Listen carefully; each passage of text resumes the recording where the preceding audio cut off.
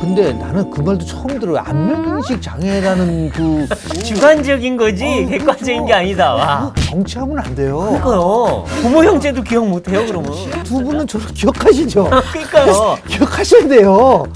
지금 이제 이재명 대표가 점점 코너에 그렇습니다. 몰리고 있는 상황인 게 김성태 전 회장이 입을 열지 않았습니까? 네네. 그렇죠. 이제 이화영 전 부지사 재판의 증인으로 출석을 해가지고 이재명 대표와 대북 송금 중요한 순간마다 통화를 했다. 네. 네, 이렇게 밝혔습니다. 지금 여러 증언들이 나오고 있어요. 네. 쌍방울 대북 송금과 관련돼서 지금 이제 김성태 회장이 얘기한 부분들도 있지만 핵심은 이화영 그렇죠.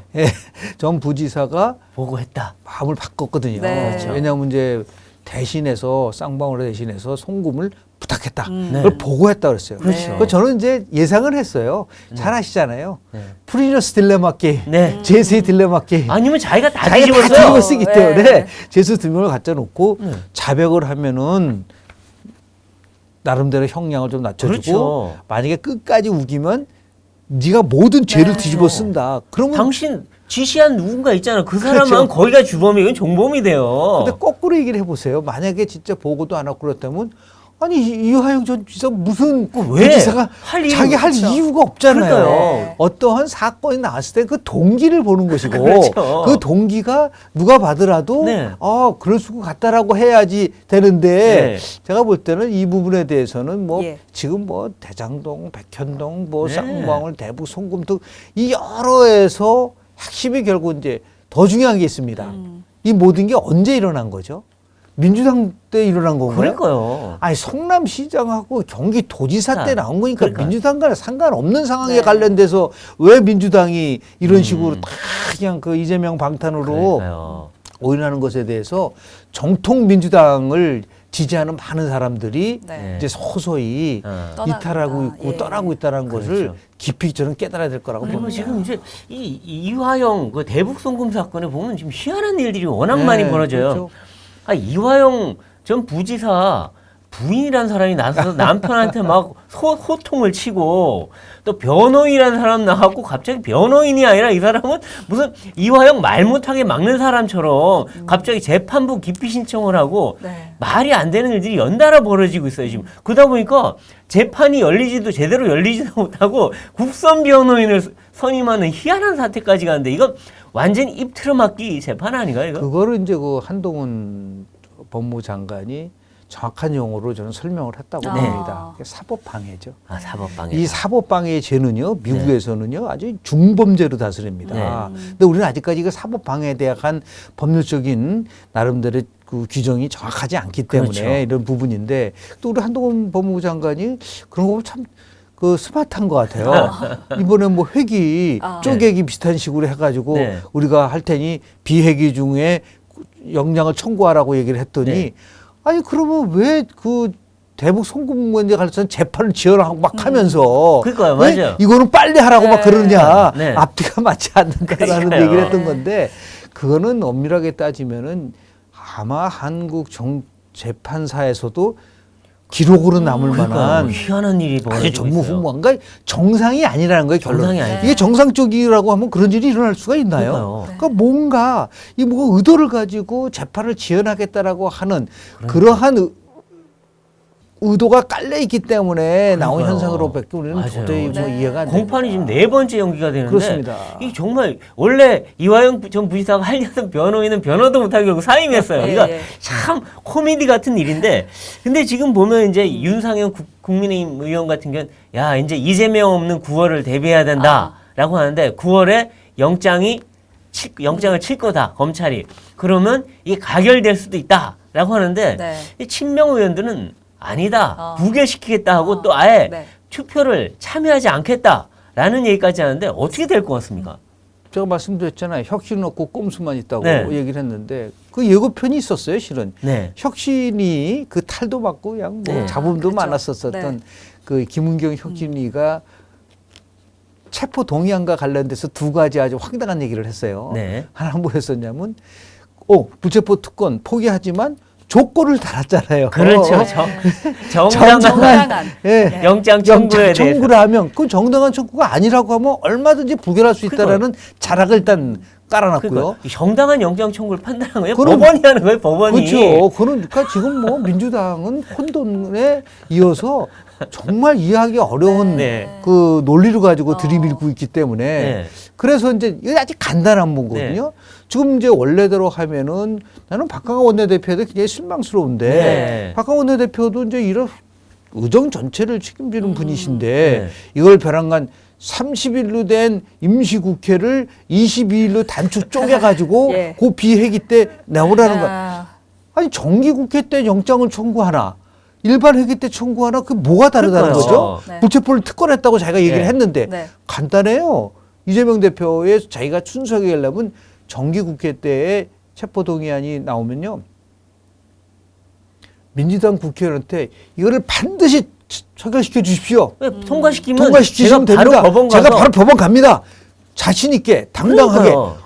그러면 되는 거지. 그게 그거요. 무슨 뭐 정기국회 때 아니, 뭐 회기를 영장을 왜 쪼개고. 청구하면은 민주당을 죽이는 거고 나는 그게 논리적으로 성립이 안 된다고 보고 있고 네. 지난번 대장동 그 특혜 의혹과 관련돼서도 스스로가 당당하게 영장실시 심사를 받았으면은 받으면 저는 되죠. 좀 궁금해요. 네. 어떤 결과가 나올까. 그러니까. 오히려 우리가 이렇게 얘기하면 좀 그렇지만은 그렇게 많은 국민들에게 이게 검찰이 조작하고 장악하려고 했던 거라고 한다면 그러면 우리 법원이요 나름대로는 네. 판단을 할 거 아니겠습니까? 그렇죠.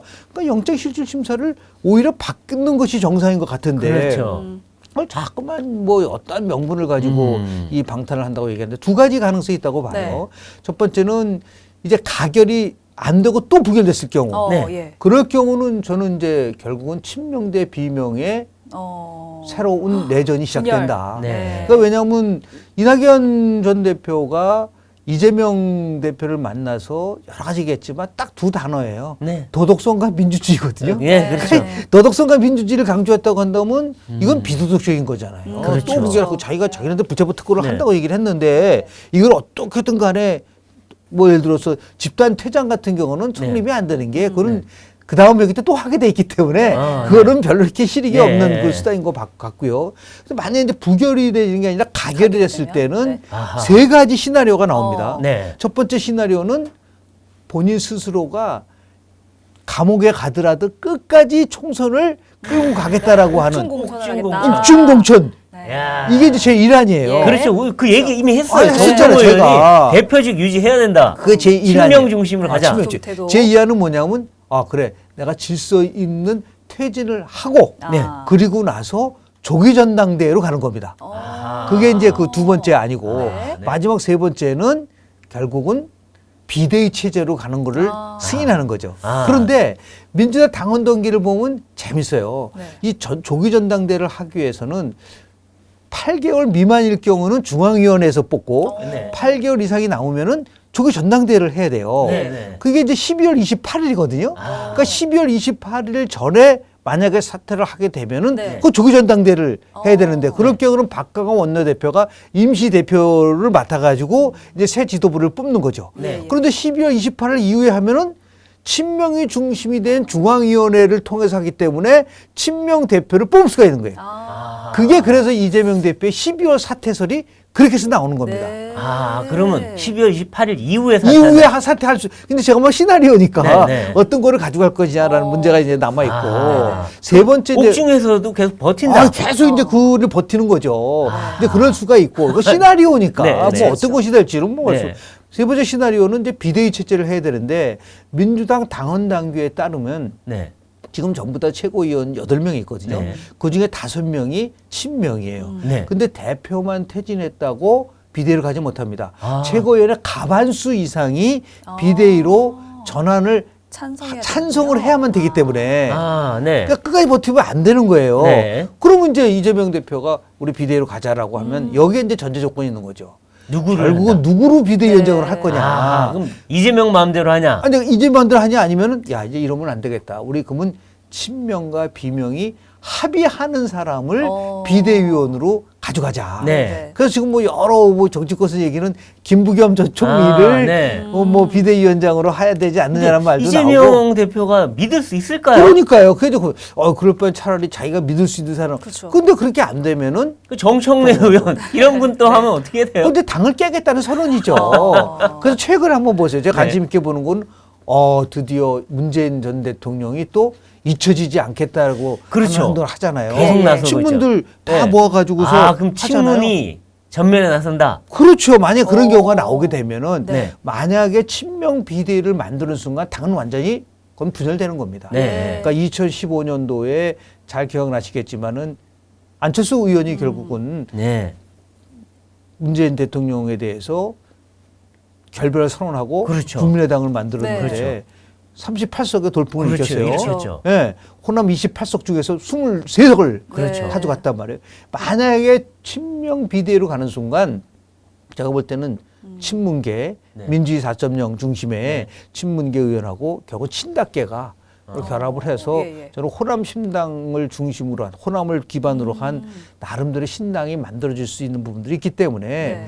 결국은 다만 2016년도가 굉장히 흥미로운 총선이었었는데요. 네. 그 당시 왜 흥미롭냐면 야당이 분열됐어요. 그렇죠. 분열됐는데 분열됐는데 민주당이 123석으로 일당이 됐어요. 한석 차이로.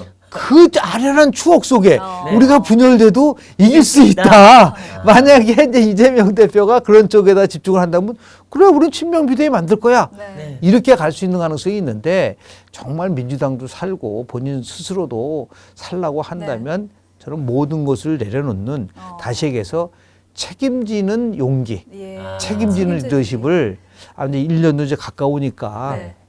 지난 1년을 아주 굉장히 냉정하게 성찰하면서 국민들에게 박수 받을 수 있는 그러한 나름대로의 행보를 보이는 것이 바람직하지 않을까라는 근데 이재명 대표의 지금까지 행보를 보면 전혀 그럴 뿐이 아닌 것 같다는 생각이 들어서. 단정 짓고 싶지는 않은데요. 그래도 여러 가지 시나리오를 여러 가지. 말씀해 주셨잖아요. 네. 그 중에 가장 유력한 시나리오는 어떤? 저는 이제 아마 민주당이 타협을 할 수밖에 없는 구조가 아니겠는가. 그래서 결국 이제 친명과 비명 간에 나름대로 합의하는 주대 거기 자연스럽게 이제 뭐 네. 공천 문제라든지 등등을 하면서 왜냐하면 만약에 2024년도 내년 총선에서 민주당이 이제 패배하는 네. 순간 네. 네 번의 선거에서 지는 거거든요. 네, 그렇죠. 예를 들어서 뭐 우리 잘 아는 2021년 재보궐선거, 2022년 대선, 2000 지방선거 이 총선까지 지면요 이게 정당의 지각 변동이 오면서 그 이후로는요 이제 사법 리스크라는 게 존재하지 않아요. 그렇죠. 그냥 바로 예를 들어서 이재명 대표와 관련된 모든 사법적인 건 진행이 되고 또 하나 중요한 네. 부분들이 있지 않습니까? 빠지기 이제 쉬운데 저는 이 지금 얘기한 시나리오보다도 더 나름대로 임팩트가 있는 거는 저는 선거법 1심 재판이라고 결과라고 좀 봐요.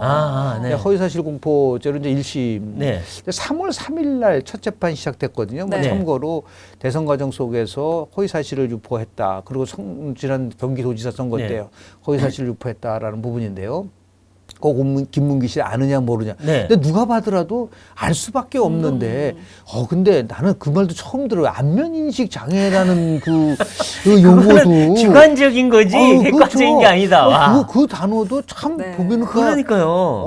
이거 어떻게 이런 단어를 생각해냈을까? 그리고 그러면은요 정치하면 안 돼요. 그러니까요. 맞죠. 딴 건 다 기억하는 아니, 분이 그런 우리 건 기억을 두 못한다? 분은 저를 기억하시죠? 그러니까요. 기억하셔야 돼요. 아니, 뭐 지금 해외여행 같이 가고 요티까지 같이 탄 사람을 기억을 못하면 근데 그러니까 부모 형제도 기억 못해요. 그 정치에 결정적인 그 하자가 있기 때문에 그러니까요. 그런 분이 정치하면 안 되죠. 맞습니다. 그리고 국토부에서 협박했다, 뭐 박근혜 형 협박했다는데 그런 문서는 아무것도 없어요. 그러니까 그래서 이 재판 결과가 1심에서 만약에 100만 원 이상이 나오면 이게 굉장한 파괴력이 있는 거예요. 그렇죠. 민주당 비록 망해요. 1심이지만 뭐 400억 이상을 토해내야 되고 그러니까요. 그리고 뭐 1심이지만 그래도 이게 대법원까지 그는 가겠죠. 네. 대법원 지금 어떻게 되고 있죠?